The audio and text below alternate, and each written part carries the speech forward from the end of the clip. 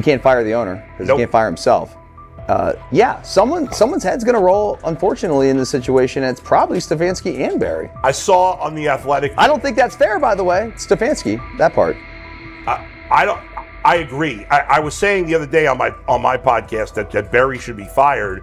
And I said I wouldn't fire Stefanski, but a couple of people made the point of saying, well, if you fire the GM, you got to give him a chance to hire his own coach, which is fair. That's true. Mm-hmm. So I would fire Barry. I would hire a new GM. If that GM thinks Kevin Stefanski's a good coach, wants to stick with him. Right. The situation in Cleveland has escalated with the NFL. Sources indicate GM Andrew Barry is prepared to move on from head coach Kevin Stefanski if he refuses to elevate Shedeur Sanders. The Browns are weighing a major quarterback change. Leadership appears to be aligning behind Sanders and pushing for immediate action. This is a high-stakes decision about control and the team's direction. I think it's unfair for me to comment in I guess, maybe on behalf of the industry. All I can say is this, the time that we spent with Shedeur, and what he's done throughout his college career is impressive. He's an impressive young man. He's a really good quarterback. Sometimes, fit comes into play. And I'd also say this, there are 4 more rounds of the draft. And then maybe lastly, it's less about where you get picked and what you do after you get picked. That's really the most important thing. Getting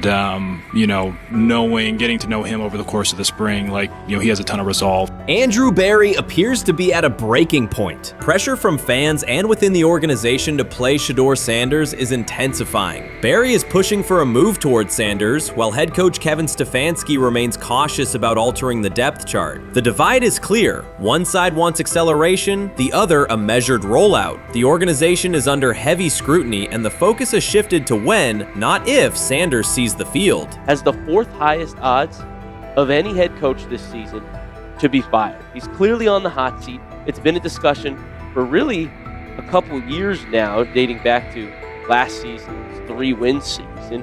And he's always had kind of hot and cold seasons. And now the sports books are saying he's 4th on the list. Number 1 is Mike McDaniel of the Miami Dolphins, Brian Dable of the Giants at 2, Shane Steichen at 3, and there is Kevin Stefanski plus 650 to be fired. This has moved beyond tension to outright stubbornness. Rather than elevating Shedeur Sanders, the staff has chosen Dillon Gabriel. The current depth chart looks less like a forward plan and more like resistance to change. Fans have been clear about who they expect to see, yet the organization keeps delaying. Every week without a real evaluation of Sanders slows development and blurs accountability. Cleveland is choosing a conservative approach when a decisive decision is needed, sending a message of uncertainty to both the locker room and the city. Now being the 3rd-string quarterback for the Cleveland Browns, was that so much was made out of unbelievable. He actually made the team as the 3rd-string quarterback. Like that was a big deal. Like that was somewhat of a surprise to a lot of people.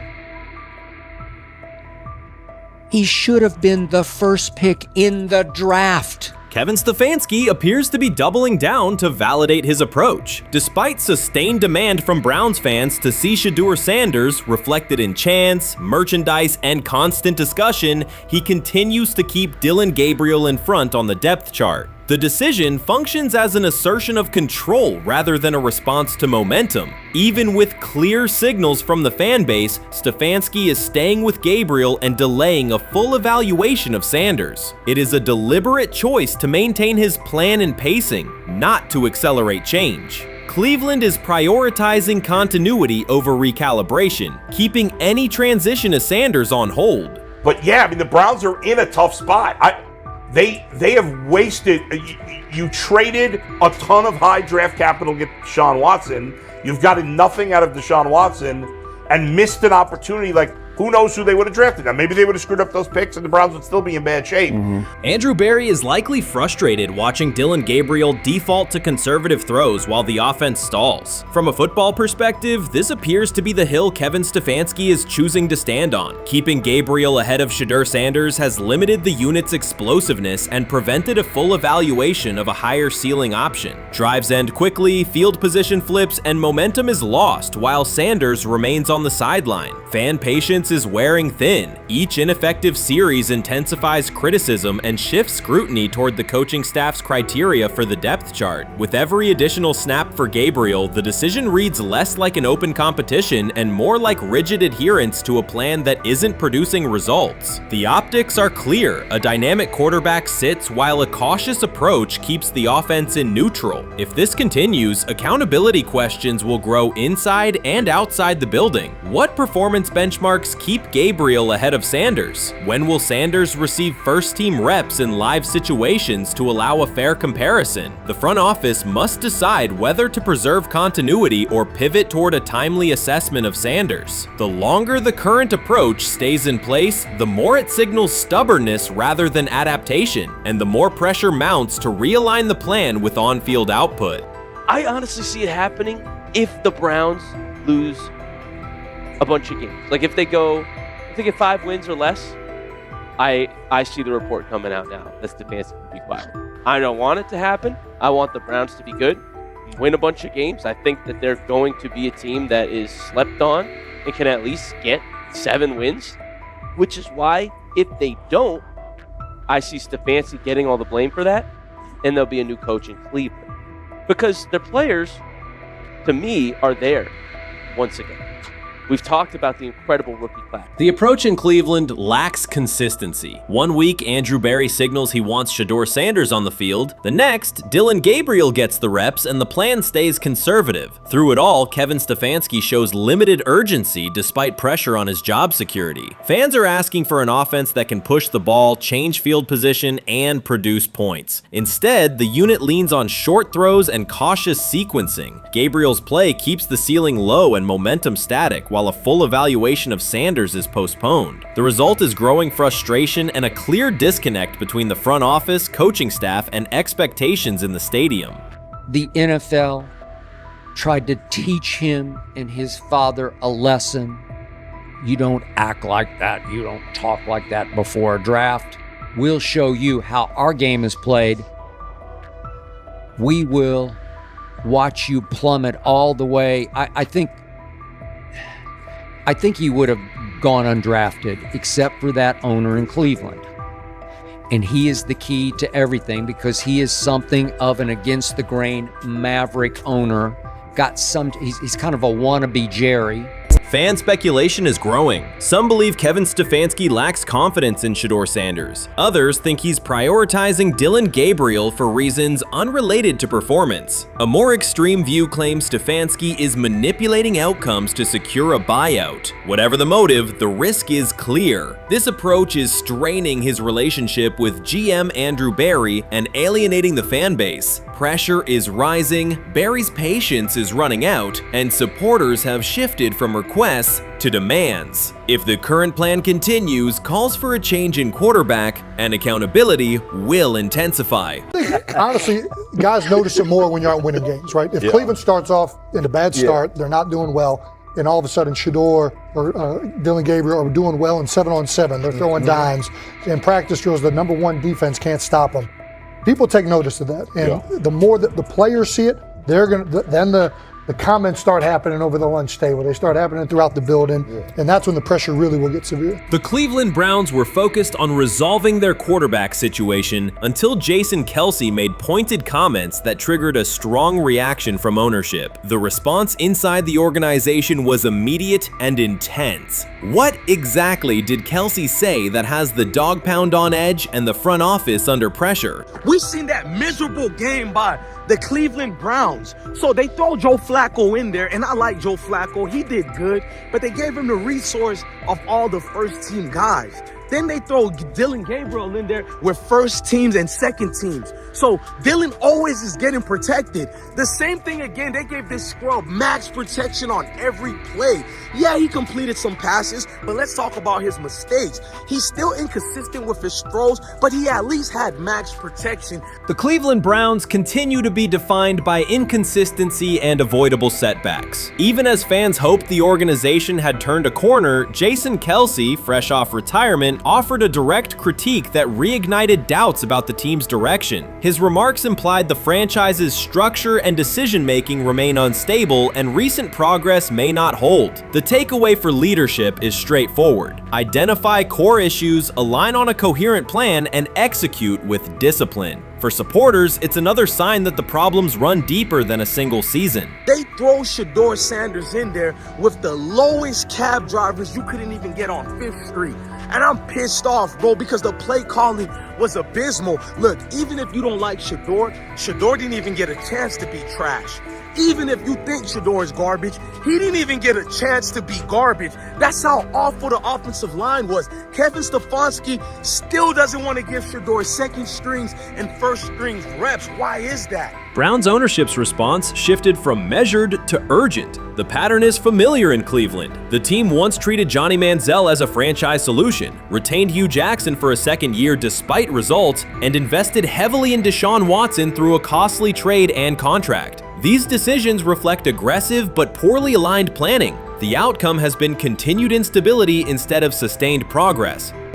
That this was the guy that they wanted to start. He's seasoned, he's experienced, he still has a big-time arm, even at his age, and they open with the Cincinnati Bengals. They wanted that experienced guy. He was always going to be the guy. They were not going to start Dylan Gabriel or Shedeur Sanders in week 1. Kenny Pickett had a hamstring injury. It makes it easy to go with Joe Flacco. And the question isn't and wasn't going to be who's the starter in Cleveland.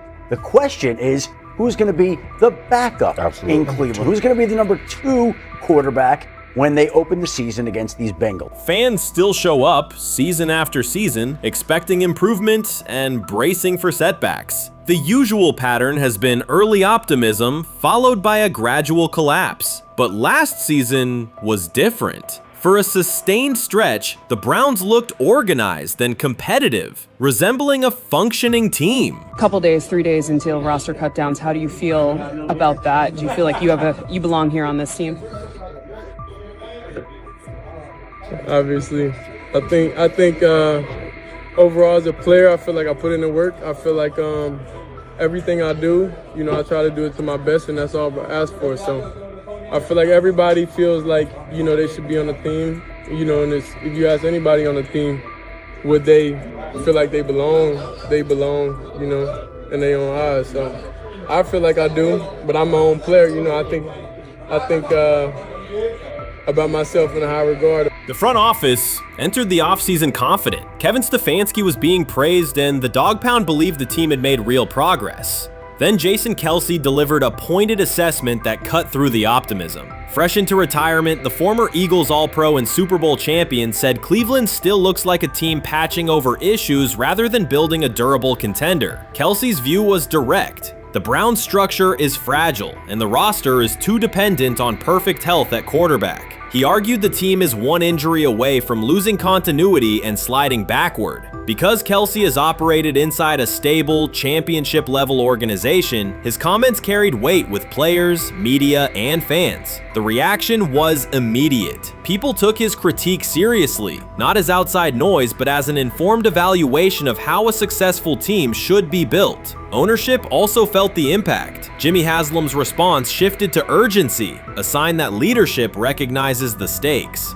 The criticism arrives in the context of prior high-risk decisions, especially the fully guaranteed $230 million commitment tied to Deshaun Watson. Watson has missed time and shown inconsistency when available, and the contract has constrained flexibility. Kelce's remarks highlight why depth, alignment between the front office and coaching staff, and a clear contingency plan at quarterback are non-negotiable. The takeaway is straightforward. Cleveland must convert last season's progress into a stable framework, protect the quarterback, deepen critical positions, and establish a plan that survives injuries and short-term setbacks. Without that, the games that fueled optimism will remain temporary.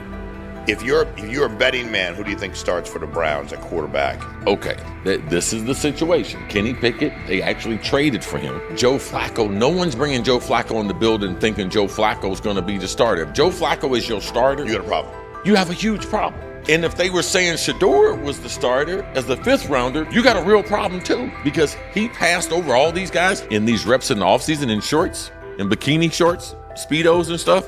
Like, no, that kind of stuff. So I'm not that surprised. When you put down a 3rd round pick on a quarterback, you do believe he has a certain skill set. Jason Kelce stated the obvious. Cleveland committed to a quarterback who hasn't played at an elite level in years, and Joe Flacco's playoff run didn't change the long-term outlook. Ownership appeared more upset that the criticism was public than by the substance of the critique. Many fans agreed. They've seen this pattern before. Rosters age, injuries are inevitable, and when a single contract dominates the cap, one setback at quarterback can undermine the entire season. Kelce's broader point was about structure. The Browns prioritized the high-cost, uncertain starter over depth and contingency. The late-season surge masked issues that remain: limited cap flexibility, thin depth at key positions, and an offense that lacks a credible Plan B. Fans recognize how quickly a strong defense can decline with injuries, and how an offense without redundancy stalls. The AFC North raises the stakes. Baltimore with Lamar Jackson sustains a top standard. Cincinnati with Joe Burrow returns to contention when healthy. Pittsburgh rarely slips below .500 under Mike Tomlin and wins with defense and consistency. In that environment, Cleveland can't rely on perfect health or peak form from one player. The path forward is clear. Diversify cap allocation, reinforce the offensive line and receiver depth, carry a legitimate backup plan at quarterback, and install a scheme that functions regardless of who is under center. Given what we saw yesterday with Shedeur Sanders, somebody on the Cleveland Browns is 100% getting fired, probably by the end of this year. The person who's probably going to end up getting fired is Kevin Stefanski, because I know that he didn't want Shedeur Sanders on the team. It was Andrew Berry who made that pick. You can't really go against your GM. Bad things happen in this situation. But Shedeur Sanders is not without fault for what we saw yesterday. This is the play that we saw yesterday that has the internet just exploding, where Shedeur Sanders took like a 24-yard sack. Half of the internet is saying that this is all Kevin Stefanski's fault. Cleveland showed progress last season, but the underlying concerns remain. Jason Kelce highlighted them directly. The Browns' long-term plan is fragile, cap-constrained, and overly dependent on perfect health at quarterback. His comments focused attention on structural issues, roster depth, continuity in coaching, and a sustainable offensive approach, rather than a single hot streak. That criticism resonated because it reflected what many around the league already see. Ownership's reaction underscored the sensitivity. Jimmy Haslam has presided over frequent coaching and quarterback changes, and external scrutiny carries weight when it comes from a respected veteran with championship experience. Kelce's remarks reinforce that last year's Joe Flacco stretch was a short-term solution, not a foundation. The team still needs a durable plan that can withstand injuries and inconsistency. The practical takeaway is clear: stabilize the system, diversify cap usage, and build depth at key positions so the offense functions regardless of who is under center. That includes a coherent development pathway for younger talent such as Shedeur Sanders, with defined practice reps, protection, and scheme alignment. Kelce didn't say anything outrageous. He articulated the gap between a brief surge and a credible long-term contender. I have the faith of a mustard seed.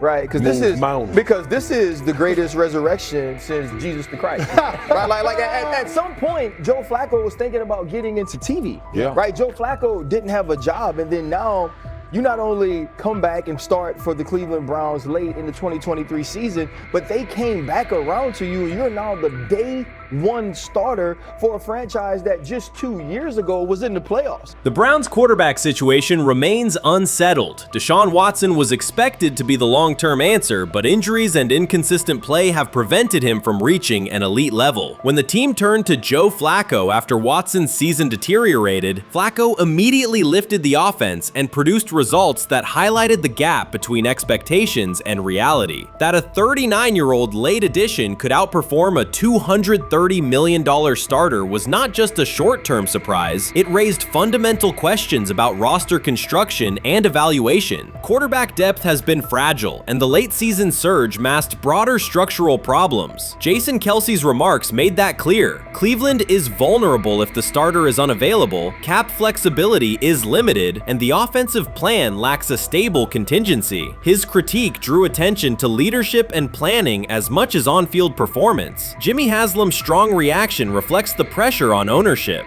The organization has promoted a message of stability and progress, but Kelce's assessment suggested those gains are not yet durable. The path forward requires a realistic approach to the cap, a credible backup plan at quarterback, and a system that holds up regardless of personnel. When he led college football in completion percentage and he threw almost 40 touchdowns for over 4,000 yards, how tall was he? Because they make it seem like he shrunk all of a sudden, RC. Oh, how lively was his arm? Because all I know is somebody did that. Somebody threw for over 4,000 yards, somebody threw for almost 40 touchdowns, and somebody led college football in completion percentage. Now, I'm trying to figure out, what I try to figure out all the time, Mel, is how a guy that hadn't played football in almost 5 months. Shannon Sharpe has publicly defended Shedeur Sanders and criticized those questioning him. Sanders has earned higher recognition and some fans are responding negatively. Although there's debate about whether he belongs on a second team list, Sharpe maintains that Sanders' career is clearly ascending. Reactions on social media are mixed. Some users are angry, others are surprised, and a few say they anticipated this result. The conversation remains active. When reports confirmed that Shedeur Sanders had been elevated from second team to near top tier status, Shannon Sharpe issued an emphatic response. He delivered a detailed rebuttal to critics, underscoring why Sanders deserved the promotion and directly challenging those who doubted the decision. I don't think that he was underprepared during these meetings. I don't believe any of these stories that he showed up arrogant and that he was bombing his interviews. I mean, you watch the film, he's on time, he's on point. You watch his interviews, he answers like a 10-year NFL veteran. Like, he's clearly dominating OTAs. It's every single day there's a new report of how well he's doing for the Browns in OTAs. And I mean, you can say what you want, it's just OTAs. Okay, if that's your new narrative, then he's doing exactly what he needs to be doing. He's on point, he's on time, he's getting the respect of his teammates, and he's making plays. So we're gonna see years down the line, something's gonna come out that I don't know what exactly it was, but something will come out. Critics have been waiting for an opportunity to dismiss Sanders. They labeled him overrated, accused him of benefiting from nepotism, and claimed his profile came only from his last name and polished image. Within their own echo chamber, they cited every game in which he fell short of huge passing numbers as validation of their doubts. Since Sanders has begun receiving formal recognition, criticism has escalated. A wave of self-appointed analysts is dissecting his throwing mechanics and team role, and many online commentators now argue that his promotion reflects deeper problems within the sport. Shannon Sharpe rejected each criticism directed at Shedeur Sanders. During the broadcast, he turned a routine segment into a detailed examination, acting as presenter, interrogator, and fact-checker. Sharpe walked viewers through game film, season statistics, and scouting reports to show why Sanders merited his recent promotion. Whenever a panelist claimed Sanders had not earned the role, Sharpe countered with completion percentages, efficiency ratings under pressure, and documented late-game drives that changed outcomes. He stressed that the backlash was driven less by on-field evidence and more by reluctance to revise earlier opinions. Sharpe argued that critics were upset not because Sanders lacked qualifications, but because his progress contradicted their initial narrative. By the end of the discussion, Sharpe had moved past simple defense and reframed Sanders as a clear example of performance-based advancement, demonstrating that early predictions can be wrong. Never heard of no Dylan Gabriel or Tyler Shock. What the hell is that? So how is Shedeur Sanders going behind them? I'll tell you how. Collusion. 4 different times they passed on him. How the hell does that happen? 4 rounds. It doesn't happen to a quarterback. We've never seen anything like this before. Shedeur Sanders with the watch. Shedeur Sanders with his bravado. Shedeur Sanders with this supposed arrogance or whatever. Shedeur Sanders' advancement did not happen by chance. While detractors questioned his resume online, he continued to prepare, attend every practice, and deliver accurate throws under pressure. The contrast between his output and the complaints directed at him has been stark. Some critics even argued the selection committee was, quote, biased toward performance, as if rewarding strong play play were improper. Rumors quickly followed. Certain commentators speculated that a public relations push from the Sanders family must have influenced voters, suggesting everything from coordinated media strategies to alleged favors for coaches. None of these theories addresses the basic point. Sanders earned his promotion through consistent production, poise in the pocket, precise ball placement, and efficient decision-making. Shannon Sharpe highlighted these facts during his response. He noted that Sanders' performance metrics justify the recognition and emphasized that resistance to the move stems more from prior prejudice than from substantive evaluation. For Sharpe, the goal was clear: present the data, challenge unfounded claims, and correct the narrative. The discussion, therefore, became a broader statement about acknowledging merit and abandoning outdated assumption. Colin Cowherd defend college basketball coaches who have gotten a DUI, come to their defense and say they didn't need to be fired, that they deserve a second chance. But Shedeur Sanders drives 40 miles over the speed limit, gets a one-on-one ticket, and Colin Cowherd comes on his show today and says he's out on Shedeur Sanders. He's seen enough. He can't support him anymore. He can't be in the Shedeur Sanders camp because of this speeding ticket. Shannon Sharpe addressed commentators who portray constant doubt as expertise. Those who discount strong performances with "we'll see" but declare bust after a single mistake. He noted their belief that progress only counts if an athlete visibly struggles. Sharpe's response was methodical rather than emotional. He presented evidence, cited statistics, and calmly refuted each claim. Following his remarks, several critics began revising or deleting earlier posts, recasting themselves as longtime supporters of Shedeur Sanders despite having questioned him for months. Sharpe insists on accountability, naming specific individuals and dates while requesting public acknowledgement of prior errors. He argues that analysts cannot spend months undermining a player's potential and then quietly adopt a supportive stance once the athlete succeeds. These are serious, big-time, top-of-the-line playmakers that they have. If you can go 45 to 42 in the fourth quarter because your quarterback set the school record with 510 yards passing. He was flawless. Shedeur is big time. I didn't know for sure, will it translate to the next level of competition? Yes, it might translate to the next level of competition as he can play. Critics who once claimed Shedeur Sanders was unprepared now hesitate to acknowledge their mistake. They resist retracting earlier comments and struggle to accept that an athlete can succeed without their approval. Sanders continues to share practice clips and game highlights without engaging the debate, while Shannon Sharpe documents every dismissive remark, ready to revisit them on national television. The disapproval did not slow Sanders. It underscored his progress and exposed the gap between perception and performance. As a result, the conversation has shifted. Analysts who doubted him now describe him as undervalued and publish detailed evaluations of his mechanics and game management, suggesting long-standing familiarity with his career. In a matter of weeks, critics have recast themselves as advocates, demonstrating how quickly opinion can change when consistent results leave little room for doubt. Shannon Sharpe signaled that his commentary is not over. He considers Sanders' advancement a positive outcome for every athlete who has been overlooked or criticized for having confidence. Sharpe stressed that analysts do not have the authority to determine who deserves recognition based on personal preference. The reaction to Sanders' promotion, he argued, revealed how quickly opinions can shift once results are undeniable. Sharpe pointed out that many vocal critics became quiet when confronted with objective performance data. This exchange, Sharpe insisted, reached beyond defending a single quarterback. It challenged the practice of dismissing achievements that do not fit familiar narratives. He reminded viewers that success does not require external approval and that consistent talent will surface despite online commentary intended to minimize it. While critics reconsider their positions, Sharpe remains steady, assigning credit to the athlete and allowing the scoreboard to confirm the argument. In his view, the statistics speak clearly enough. Sharpe also emphasized that the intensity of the backlash must be placed in context. College football is a volatile environment where unexpected outcomes are common. Therefore, declaring failure based on incomplete evidence only weakens the credibility of sports analysis. The discussion underscored the need for measured evaluation rather than reactive judgment. Zach Jackson and him and everybody else that we talked to have said that Shedeur looks good. He looks really good. Yes. He looks better. And we got Zach that say Dylan Gabriel ain't even an NFL quarterback. It's true. So how is it that this man can't get a rep with the ones, but that non-NFL quarterback can? We all what agree with sense that. does that make? Some observers now claim that recognizing Shedeur Sanders' strong performance undermines football's traditional standards, even though they previously argued he received coverage only because of his father. Faced with Sanders' current statistics, those critics are searching for explanations that fit their earlier narrative. The data have always been clear. Their earlier objections ignored that fact. Shannon Sharpe is openly highlighting this reversal, comparing past negative remarks with Sanders' recent 400-yard games to demonstrate the gap between criticism and evidence. Sharpe did not force these commentators to backtrack. He simply displayed their earlier claims alongside Sanders' results, allowing the contrast to speak for itself. You made an interesting point. So I tend to have the drip, drip, drip. This was my Johnny Manziel theory, is that everybody makes mistakes, especially when you're young.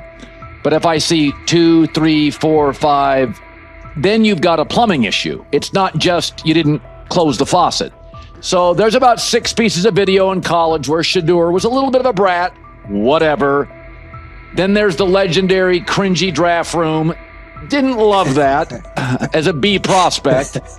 Then there's back-to-back speeding tickets, both over 90, and a missed arraignment. The NFL is navigating unexpected headlines after a former Browns coach publicly defended Shedeur Sanders in response to reports of multiple speeding tickets. The coach's statement has sparked extensive online debate. Supporters welcome the show of loyalty, while critics question the motive. Sanders now finds himself at the center of an unforeseen controversy, and observers want to know why a Cleveland coach is standing so firmly in his corner. The story is developing rapidly and continues to draw intense attention. When it came out that he got a speeding ticket, I said it's not really that big a deal.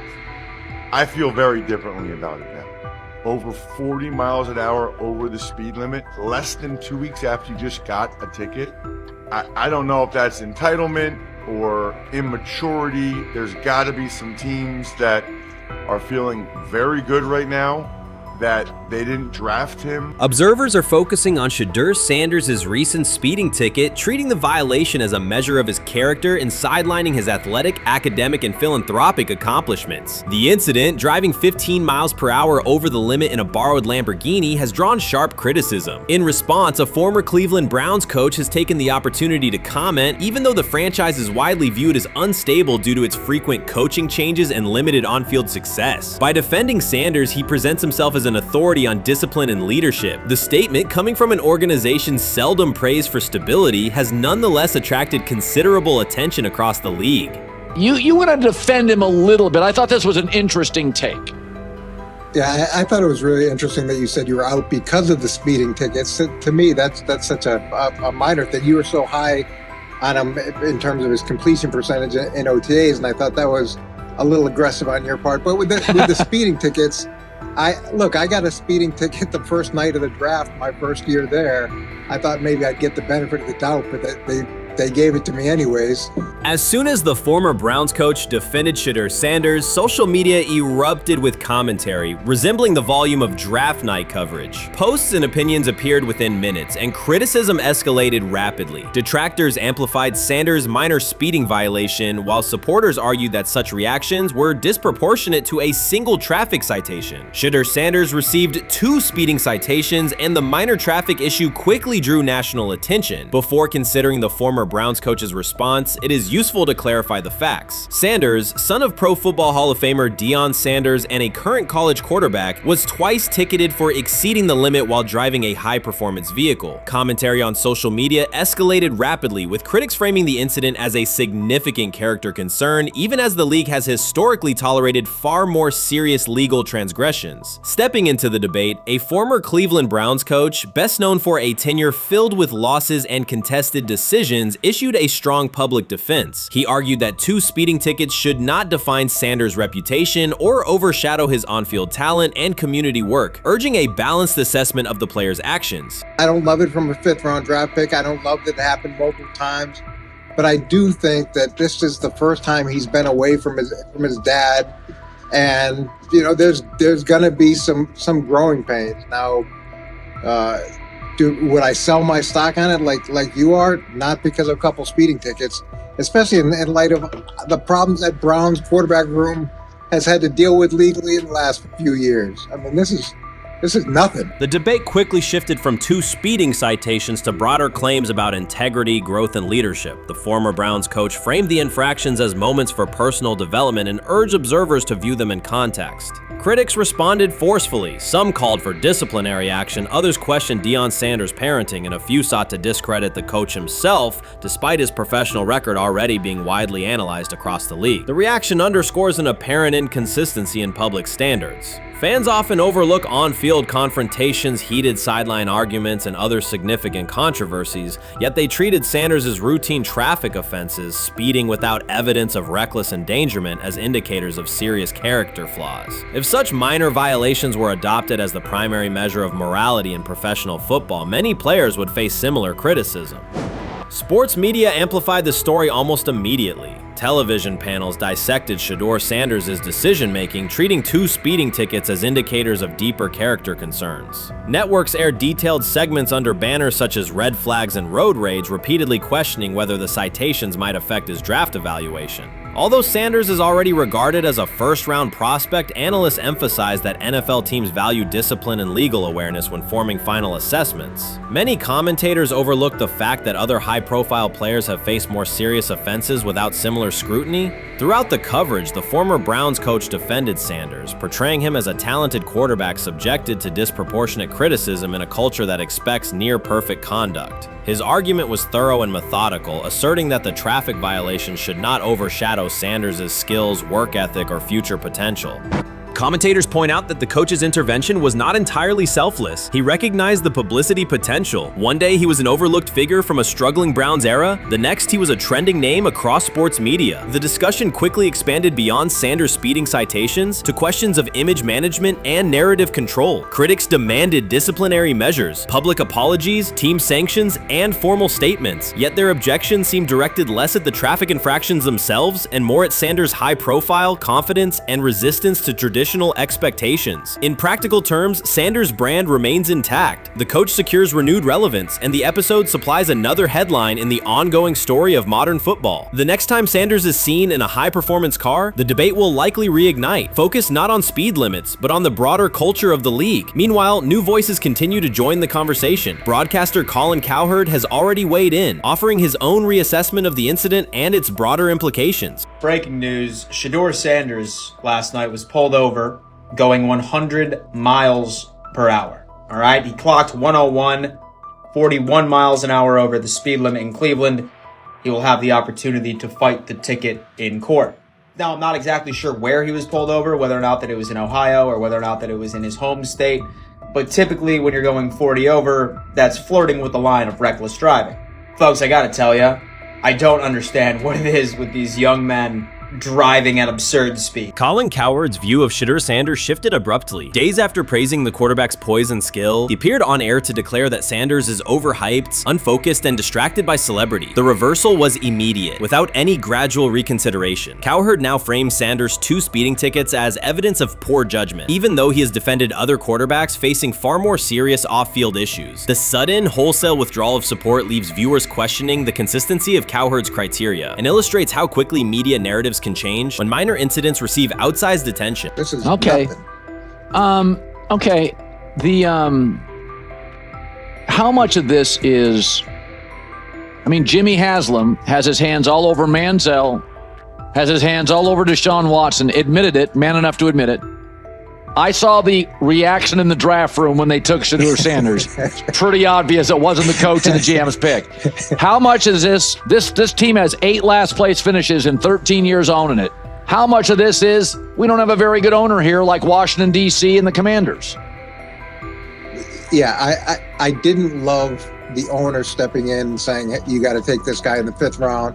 And I doubt they'll ever admit to it. While Colin Cowherd urged teams to move on from Shedeur Sanders, former Browns coach Eric Mangini offered a more measured response. Mangini, whose tenure in Cleveland was marked by mixed results, used his platform to provide context rather than condemnation. Instead of sensationalizing the speeding violations, he encouraged viewers to consider Sanders' circumstances. A 21-year-old quarterback whose life is scrutinized both on and off the field. Mangini acknowledged that the tickets were mistakes, but emphasized that they do not by themselves define Sanders' character or future. He noted the extraordinary attention athletes receive today, combining the responsibilities of quarterback, public figure, and social media presence. Under such pressure, missteps are magnified, and criticism multiplies quickly. Mangini concluded that any evaluation of Sanders should weigh the totality of his behavior, performance, and growth, rather than isolate 2 traffic citations as decisive evidence of poor judgment. Many observers declared Deion Sanders was finished. They argued that his public style attracted unnecessary attention, that his health had deteriorated too far, and that his coaching career was approaching an abrupt conclusion. They misread his resolve. When speculation intensified, Sanders did not schedule a press conference or issue a formal statement. Instead, he released a short video recorded at his Texas home, walking alongside recording artist Lil Wayne. The footage established two facts. Although Sanders still walks with a limp, he remains active, and he intends to return to the sideline. Reports from USA Today and ESPN confirm that Sanders had temporarily left Colorado to recover from a significant, undisclosed medical condition. He lost 14 pounds and missed several summer practices, leading to widespread debate about his future. Unofficial sources suggested complications related to previous blood clot issues, but no official diagnosis was provided. Throughout Sanders' absence, numerous media outlets framed his situation in crisis language, frequently questioning whether he would coach again.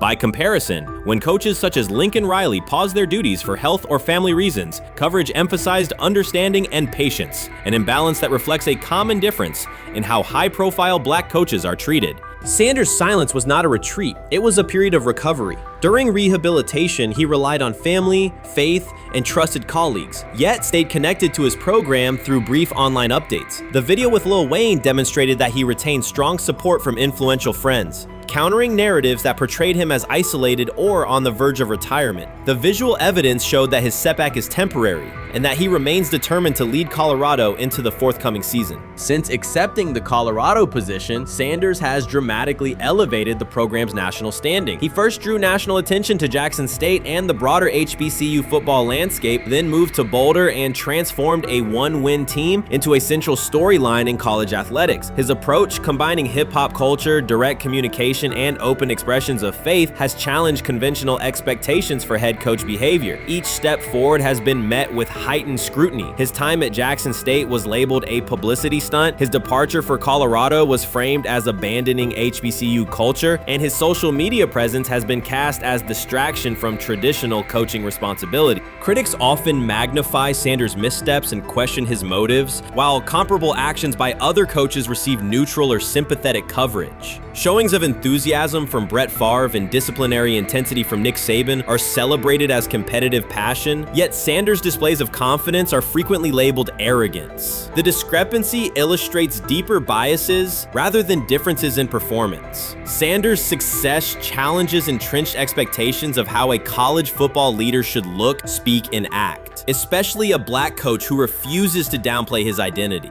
During his convalescence, Sanders maintained close communication with his staff and athletes, reinforcing the standards he had established: discipline, accountability, and belief. The program's daily messaging continued to emphasize preparation and resilience, signaling that Sanders' influence persists even when he is away from campus. Athletes echoed his mantras during workouts, confirming that his leadership extends beyond physical presence. Sanders acknowledges the seriousness of his medical challenge, but has refused to let it define him. He has publicly discussed leaning on scripture and prayer, explaining that his purpose as a mentor, father, and coach extends beyond personal adversity. In that context, the video of him walking in the Texas sun was less a strategic media effort than a straightforward demonstration of continued commitment to his team and mission. Colorado still requires Sanders' vision. Prior to his arrival, attendance was low, national media attention was minimal, and recruiting momentum had stalled. Sanders' leadership brought renewed energy, authentic identity, and higher standards of accountability. Players who previously lacked representation in college football leadership found a coach who shares, affirms, and elevates their cultural background. Sanders supplements conventional coaching priorities, scheme, fundamentals, and execution with empowerment initiatives that cultivate self-confidence and authenticity. As preseason camp approaches, Sanders intends to resume full involvement, even if medical recovery remains ongoing. His presence is expected to restore on-site leadership, stabilize the locker room, and direct media coverage toward on-field progress. For Sanders, the objective extends beyond compiling wins. It includes completing a cultural transformation that expands how success and leadership are defined in modern college football. Those who predict his decline overlook the underlying traits, faith, perseverance, and purpose that have supported Sanders throughout his career. Doubts, rumors, and disproportionate scrutiny have followed him from playing days into coaching, and he has consistently responded rewarded with results. His current health setback is another obstacle, not a conclusion. The broader initiative he leads, centered on authenticity, opportunity, and high standards, continues. When Sanders returns to the sideline, it will mark the next stage of a movement he has guided from Jackson State to Boulder. The recent period of quiet has been strategic rather than passive. Instead of defending himself in daily briefings, Sanders focused on rehabilitation, remote program oversight, and family support. Each brief social media message reinforced a consistent theme: faith and preparation. He has articulated gratitude for medical professionals and has reiterated that his mission at Colorado is unfinished. His public references to scripture have been direct but measured, aligning with his long-standing practice of integrating faith into leadership. By walking through his ranch with Lil Wayne, Sanders signaled continuity. The clip underscored that influential supporters remain engaged, that Sanders' broader network values his vision, and that he remains capable of navigating physical challenges. The visible limp was not evidence of imminent retirement. Rather, it documented the reality of ongoing recovery and the resilience with which he approaches each obstacle. Colorado's athletic administration and football staff continue to affirm Sanders' program direction.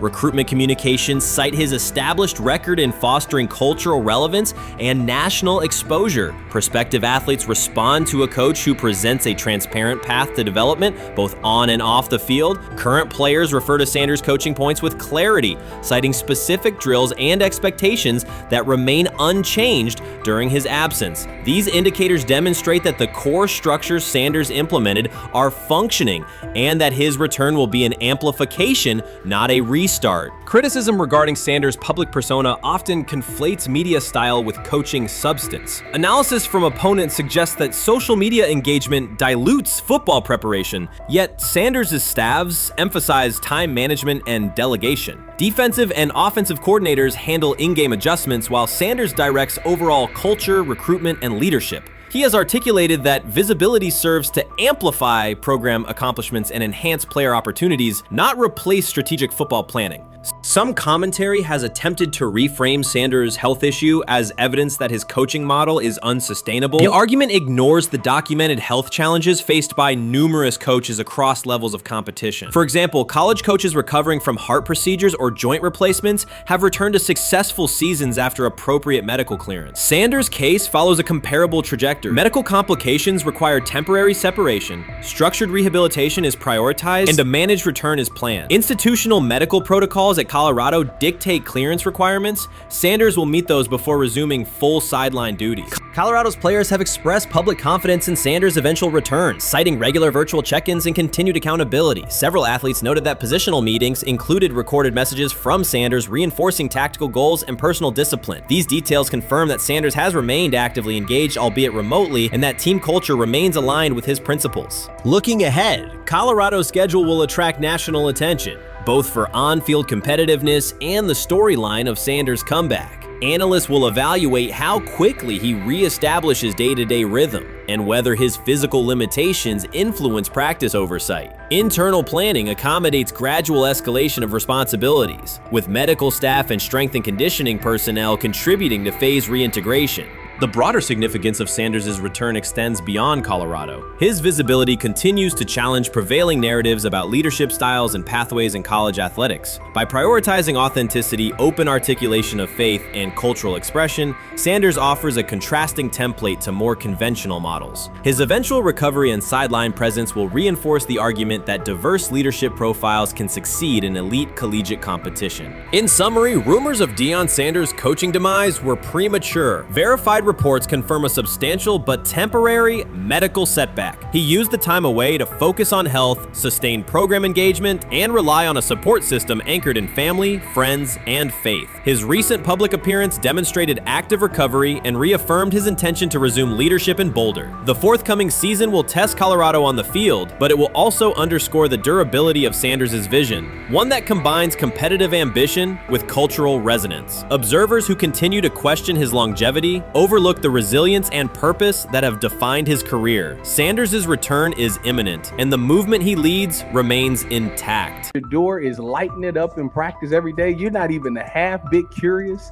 to see what he could do with the ones. That makes no sense. And then on top of all of that, you got players going on podcasts and talking to people in the media saying this guy is really good. Like, this guy is legit. So even your peers respect you enough. How is it that the coaches can't see that? It always starts with the players, where the players like, hey, you see that? You seen that pass he threw? The Cleveland Browns were taken by surprise when quarterback Shedeur Sanders stepped in for first-team snaps, asserting control of the drill and instantly highlighting deficiencies across the rest of the room. His confident command forced coaches to pause practice clips, reevaluate progressions, and consider immediate adjustments to the depth chart. Within minutes, discussions spread throughout the facility and online forums as fans weighed what Sanders' showing means for the current starters. The organization now faces an urgent, data-driven decision on whether Sanders should move up permanently. Shedeur Sanders arrived at Browns practice, took several first-team reps, and the entire quarterback group immediately felt the pressure. Coaches erased the whiteboard and reviewed their plans. Staff members exchanged concerned comments, and observers began asking whether Sanders was positioned to assume a larger role. Tony, every year we see at least 1 to 2 teams.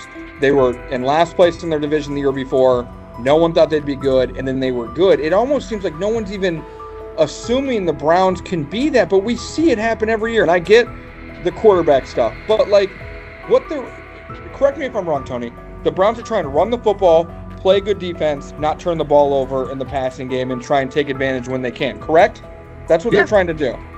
That was the 2020 offense. The Cleveland Browns are still searching for stability at quarterback. Deshaun Watson is yet to deliver consistent starter-level production that justifies his contract, and each game renews doubts about whether he can regain peak form. Behind him, rookie Dorian Thompson-Robinson shows promise but remains inexperienced and unpolished. Coaches are evaluating alternatives each week and may need to adjust the depth chart if progress stalls. The roster around them is built to contend now, so ongoing uncertainty under center is increasingly costly. As we talk about, we do believe in best player available. We do believe in positional value, and we didn't necessarily expect him to be available in the in the 5th round, and so we love adding competition to every position room and adding him to compete with the guys that are already in there. We felt like that was the appropriate thing to do. The Browns quarterback group is unsettled. Deshaun Watson has yet to provide the reliable, high-level play his contract demands, while rookie Dorian Thompson-Robinson remains promising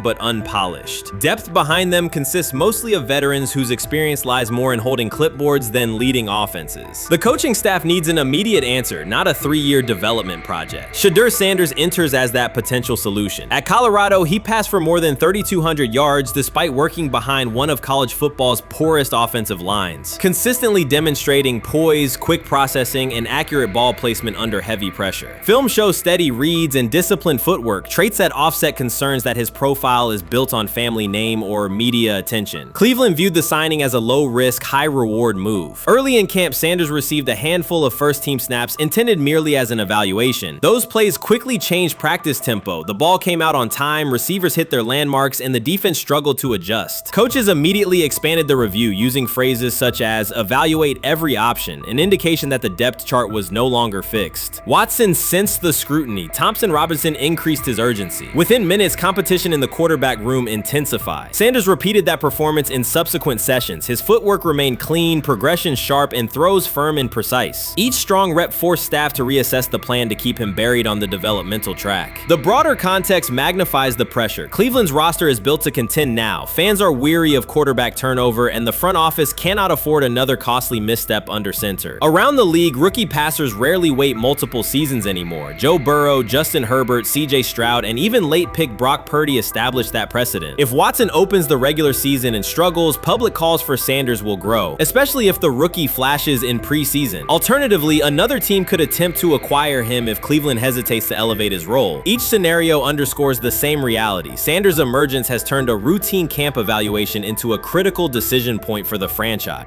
And we saw Dillon Gabriel go 11-11 with the first team, Shedeur Sanders go 11-11 with the second unit. So that was really the big wrinkle today. Yes, and of course, it was the first time that we have seen Shedeur Sanders get any of those coveted 11-on-11 reps. Of course, again, it wasn't with the first team offense or against the first team defense, but it's progress. And that means that he's going in the right direction, that the arrow is pointing up. He's coming up the learning curve. So that's good for him. And I actually thought just overall, he had a better day than Dillon had today. He completed more passes. He was more on point.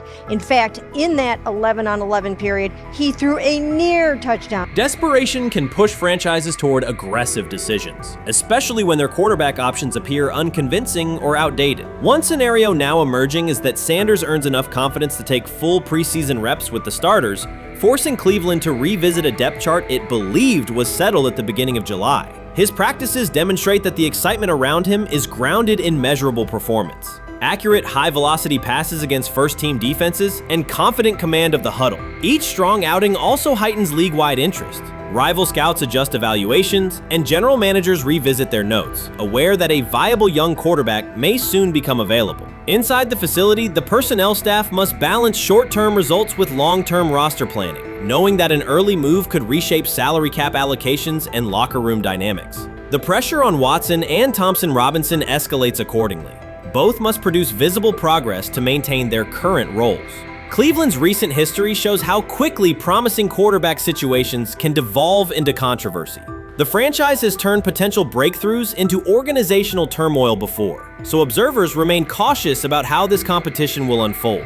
They say training camp decides depth charts, but Shedeur Sanders began fighting for his job long before he will step inside the Browns facility. While most first-year players squeezed in one last vacation, he slipped onto a private field in Texas, strapped on Cleveland's helmet and shoulder pads, pulled a fresh number 2 jersey over his chest, and started rifling timing routes as if it were the opening drive of week 1. No cameras, no hype track, no product placement, just sweat, cadence, and ball placement. A rookie does not rehearse in full game gear unless he already envisions himself commanding the huddle. Plenty of observers shrug that clip off. They insist the 5th rounder, quote, isn't ready, cling to depth chart conventions, or whisper that the name across his shoulders did most of the talking on draft day. Maybe it is the Deion connection, maybe it is a preference for prospects who blend quietly into the background, or maybe the league's gatekeepers fear the possibility that the kid is better than the quarterbacks they have spent months promoting. Whatever the motive, the countdown has started, and video rarely lies. Shedeur Sanders is not preparing to arrive. He is preparing to lead. Footage of a 22-year-old quarterback running live reps in July should dominate highlight loops, but it barely registers on national outlets. Why? It ruins the tidy narrative. The easy storyline paints Shedeur as a pampered legacy prospect banking on his father's fame. Yet the tape shows something different. A rookie drenched in afternoon heat, drilling footwork, calling protections, and imagining cover 2 rotation before the first official meeting ever takes place. Elite mental prep looks boring on social feeds. It looks devastating when the season starts. Walk into Cleveland's quarterback room and you step into politics, not simply competition. Joe Flacco, a Super Bowl MVP in decline, carries institutional trust. Kenny Pickett, rescued from Pittsburgh's reset, carries hometown intrigue.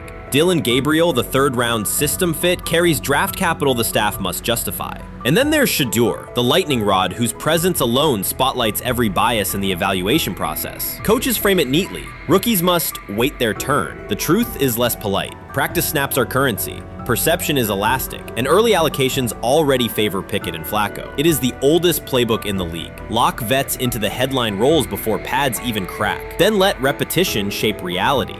Sanders refuses to cooperate. He is not a 4th-string camp arm. He has engineered game-winning drives under national scrutiny, operated against live blitz looks most prospects never face, and more than any quarterback in the room, documented his own off-season obsession. No social media rollout, no brand consultant, just pads, cleats, and an unlit practice field. If his last name were Smith, pundits would label him the sleeper of camp. Instead, politics trails every throw. Training camp rotations expose organizational intent. Beat writer Fred Greetham already reports that Pickett and Flacco will open with first-team reps when veterans report July 23rd. Gabriel grabs the developmental snaps, leaving Sanders the leftovers. That isn't performance-based, it's narrative-safe. Gabriel doesn't threaten hierarchy, Sanders bends gravity. Watch the details. Does Shedeur steal 11-on-11 snaps with the 2s? Does he run red zone installs or 2-minute drills? If he does, coaches are admitting he is forcing his way in. If he doesn't, they are postponing the inevitable. Either way, the private field reps have sharpened his timing and condensed his release. He is not hoping for an opportunity, he is prepared to seize one the instant it appears. Cleveland's joint practices amplify that tension. First come live periods against the Panthers, then sessions with the champion Eagles. Those reps belong to the starters, so Flacco and Pickett will absorb most of Carolina's disguised pressure and Philadelphia's exotic fronts. Sanders' proving ground will be the preseason opener on August 8th. Under the stadium lights, he will get entire series, real reads, pockets collapsing for real. If his command mirrors the footage from Texas, coaches will have to answer why he never saw earlier work.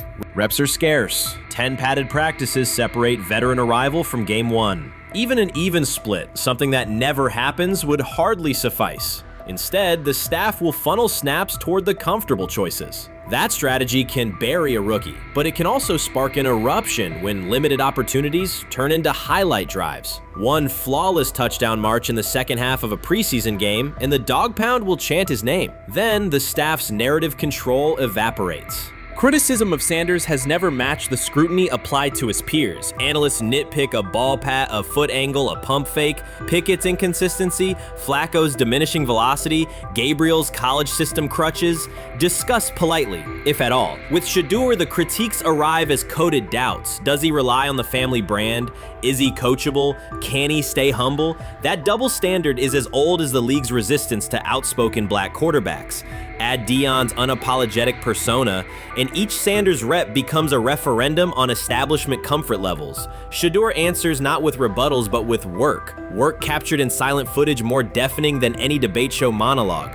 Quarterback drama masks broader roster cracks. The Browns receiver group is crowded yet unproven. The safety room failed to create turnovers a year ago. Interior defensive linemen are still rehabbing, and the offensive line must retool on the fly. Which quarterback can navigate that turbulence? Flacco's pocket mobility is limited. Pickett's confidence remains fragile. Gabriel is months away from processing NFL disguises. Sanders, forged by perpetual doubt, offers poise under chaos and meticulous preparation, a combination this franchise has lacked since, well, almost forever. Forget politics, depth chart etiquette, and recycled sound bites about developmental timelines. The only metric that counts now is who did the work. Sanders pounding through full gear scripts in late June is not vanity, it's vision. While the league sleeps, he refines his drop steps. While media speculate, he rehearses third down checks. He has already decided what he is. The organization must decide if it can recognize it in time. The preseason will provide the answer. Live bullets, real blitzes, stadium noise. When those throws leave his hand under pressure, no one will discuss ball pats or surnames. They will ask how a quarterback this prepared slipped to round 5. And if the performance matches the preparation, excuses about lack of reps will dissolve. It will be production against perception, and Shedeur Sanders has been producing where no one could see. Ready is the wrong word. He has been ready.